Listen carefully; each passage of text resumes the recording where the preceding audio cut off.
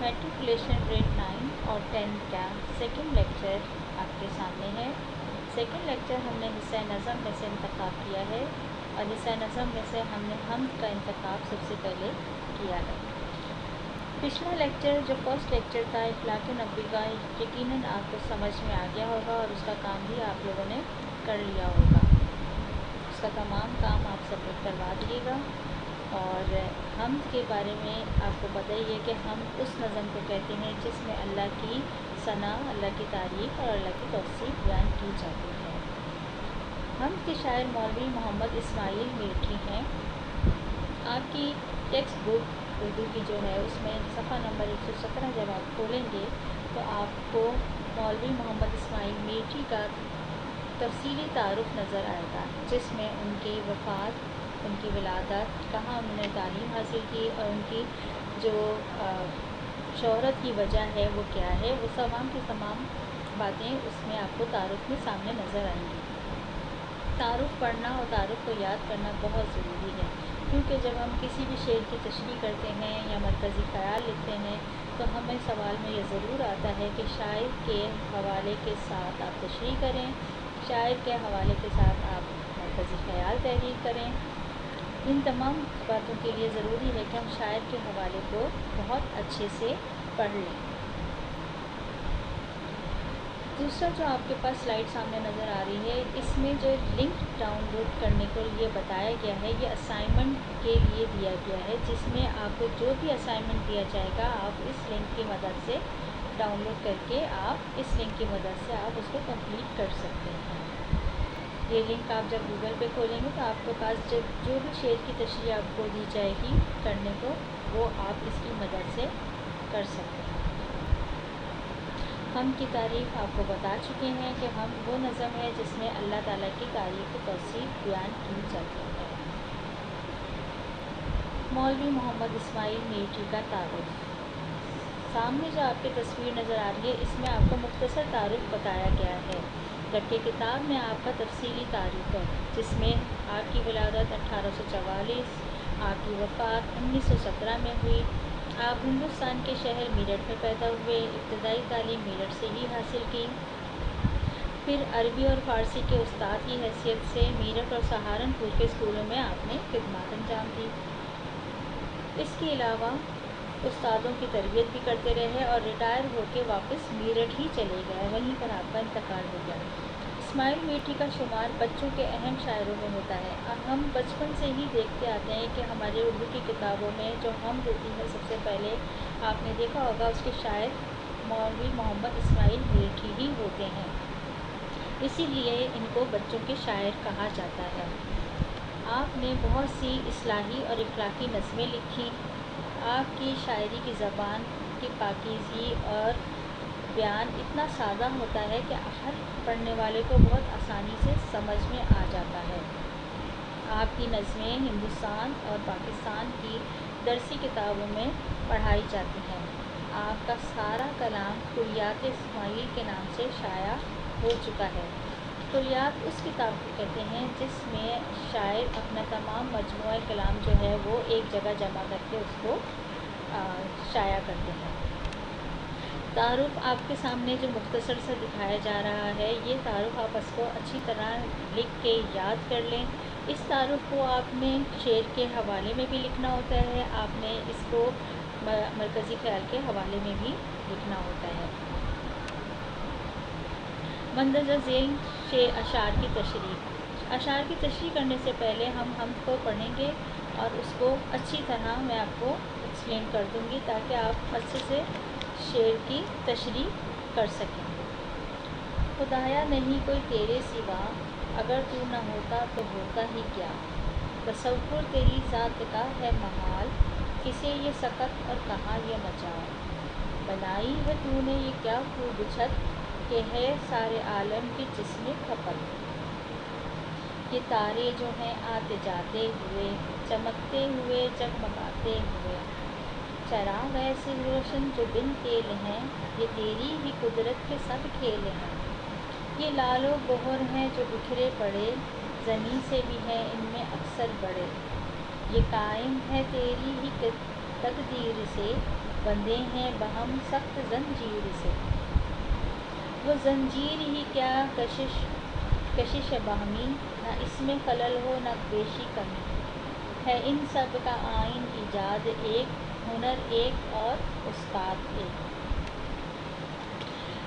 درس ہم میں اللہ تعالیٰ کی بڑائی اور صفت کے بارے میں بتایا گیا ہے کہ خدایا نہیں کوئی تیرے سوا، بے شک اللہ کے سوا کوئی بھی نہیں ہے، کوئی بھی معبود نہیں ہے، کوئی اس عظمت کے قابل ہی نہیں ہے کہ جس کے لیے ہم اللہ کے علاوہ کسی کو اس عظمت کا دعوے دار ٹھہرا سکیں۔ صرف خدا ہی ہے، اللہ ہی ہے جس کی ذات، جس کا تصور انسان کے بس میں نہیں، لیکن وہ سب جانتا ہے کہ صرف وہی ذات ہے سب کچھ کرنے والی، جو بے مثال ہے، نہ کوئی اس جیسا ہے نہ کوئی اس جیسا کبھی ہوگا۔ ہماری سوچ کی حد تیری حکمت اور طاقت کا احاطہ بالکل بھی نہیں کر سکتی، تصور میں تیری ذات کا ہے محال، کسے یہ سکت اور کہاں یہ مجال۔ بے شک صحیح فرمایا ہے کہ کسی کے خیال، کسی کے تصور میں اللہ تعالیٰ کی ذات کو ہم نہیں سمجھ پاتے۔ یہ ہمارے لیے بہت مشکل ہے کہ ہم اللہ کی ذات کا خیال تصور میں لا کر اسے اس کی طاقت کو سمجھ سکیں، کیونکہ یہ کسی میں اتنی طاقت ہے ہی نہیں کہ وہ اللہ کے مد مقابل کھڑا ہو سکے۔ یہ اللہ ہی ہے جس نے تمام کائنات کو بنایا ہے، اس کائنات کی ہر چیز کا خالق و مالک وہی ہے۔ اللہ کی ذات سے بڑھ کر اور کوئی نہیں ہے، وہ تیری ہی ذات اور صفات کی تصور میں نہیں لا سکتے، بے شک تو ہماری سوچ اور فکر سے بہت بلند ہے۔ چراغ ایسے روشن جو بن تیل ہیں، آپ کے سامنے جو درج شعر سامنے نظر آ رہا ہے، آپ اس کی تشریح پہلے سمجھ لیں، پھر باقی کی جو تشریح وہ میں آپ کو سمجھا دوں گی۔ چراغ ایسے روشن جو بن تیل ہیں، یہ تیری ہی ذات کے سب کھیل ہیں۔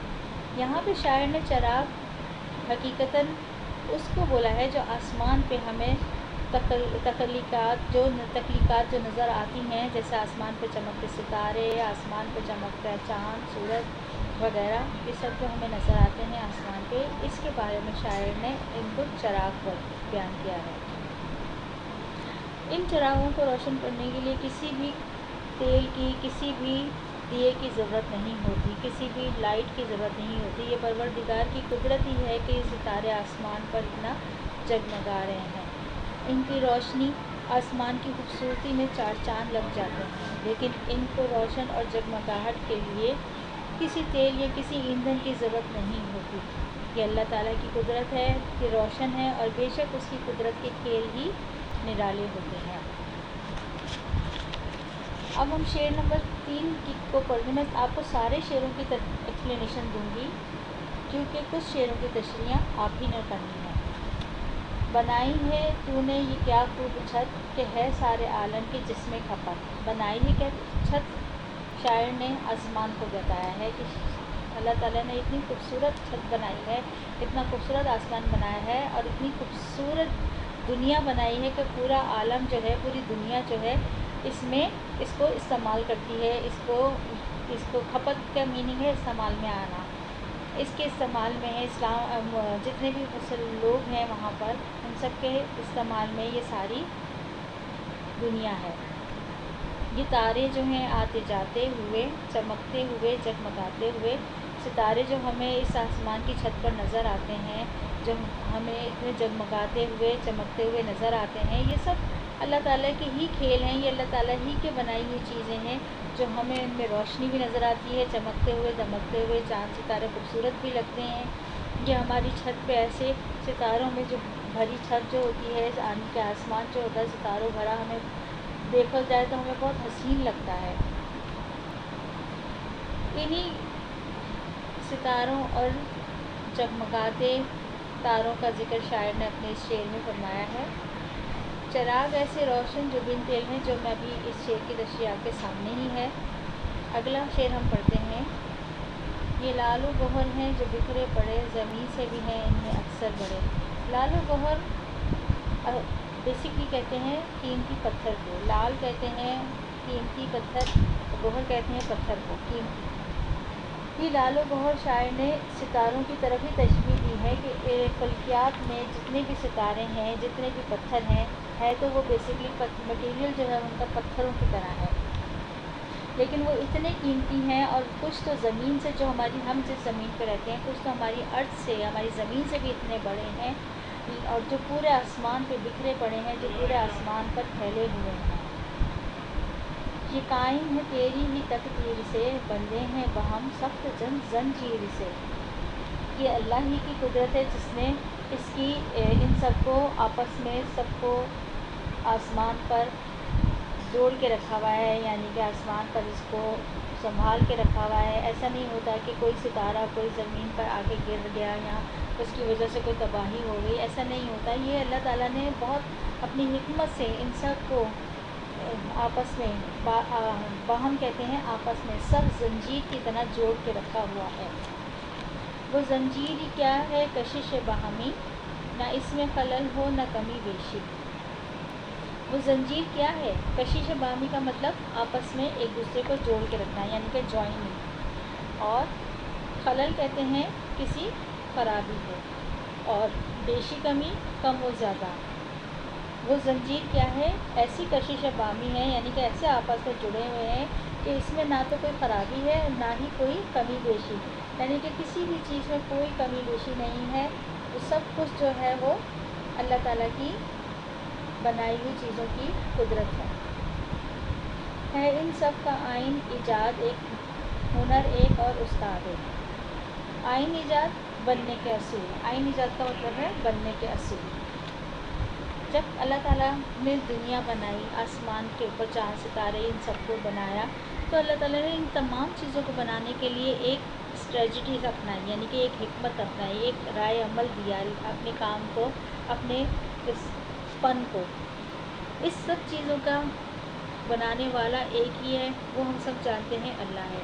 اس سب کا ہنرمند ایک ہی ہے، وہ ہے اللہ، اور استاد بھی ایک ہی ہے، وہ ہے اللہ۔ نہ تو اس جیسا کوئی ہے اور نہ ہی اس جیسا کوئی ہوگا۔ شعر نمبر 3 تا 9 اشعار کی تشریح دی گئی لنک سے مدد سے کریں۔ آپ کے پاس جو پچھلی سلائیڈ میں جو شعر جن کی تشریح بتا دی گئی ہے، ان شعروں کی جو تشریح ہو گئی ہے، اور جو بقایا شعر رہ گئے ہیں ان کی تشریح جو آپ کو لنک دی ہے اس کی مدد سے آپ تشریح مکمل کر لیں۔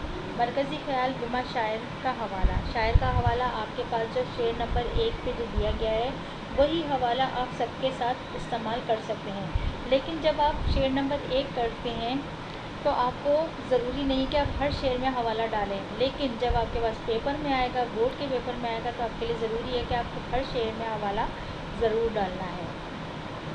مرکزی خیال میں آپ پہلے حوالہ لکھے گا، اس کے بعد آپ مرکزی خیال کی ہیڈنگ ڈال کے دیا گیا سامنے جو مرکزی خیال آپ کے سامنے نظر آ رہا ہے، یہ مرکزی خیال آپ نوٹ ڈاؤن کر لیں۔ شاعر کہتا ہے کہ اللہ پر ایمان دراصل اپنی ذات کی پہچان کا ذریعہ ہے۔ کائنات کے ہر شعبے میں میرے رب کی ذات کا عکس نظر آتا ہے۔ آسمان کو وہ چھت فراز دیتا ہے، چھت جو ہمارے سر پر سایہ اور تحفظ کی علامت ہے۔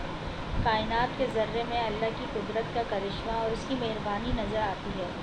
عرش پر چمکتے ستارے رب کائنات کو واضح کردہ قدرت کے تابع ہیں۔ انسان کو علم دے کر اشرف المخلوقات کا درجہ دیا تاکہ کائنات کے سرگزشتہ رازوں سے پردہ کر اللہ کو حاصل کر سکتے ہیں۔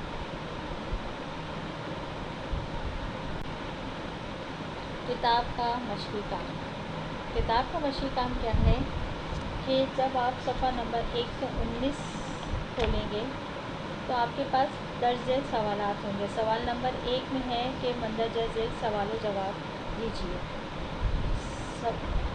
جس میں الف، ب، ج، دال اور ہے کو کرنے کی ضرورت نہیں ہے کیونکہ آپ پہلے سے ہی تشریح کر چکے ہیں۔ آپ الف سے دال تک کے سوال و جواب کریں گے۔ پھر سوال نمبر 3، خالی جگہ میں مناسب لفظ کو پر کیجیے۔ اگلے صفحے پر آئیں، 120 پر آپ کے پاس سوال نمبر 5 درج ذیل پر درست جواب کا درست جواب پر نشان لگائیے۔ یہاں سے آپ نے صحیح جواب کو چوز کر کے نشان لگانا ہے۔ نوٹ: ہم کا دیا گیا تمام کام مکمل کریں۔ امید ہے آپ کو ہم سمجھ میں آ گئی ہوگی۔ اگر کوئی سوال ہے تو آپ ضرور پوچھیے گا، کوئی نہیں سمجھ میں آ رہا ہوگا تو آپ ضرور پوچھیے گا، آپ کو دوبارہ سمجھا دیا جائے گا۔ ہم کا تمام کام مکمل کر لیں۔ آپ کے پاس ایک ہفتہ ہے، اس ایک ہفتے میں آپ تمام کام مکمل کر لیں۔ شکریہ۔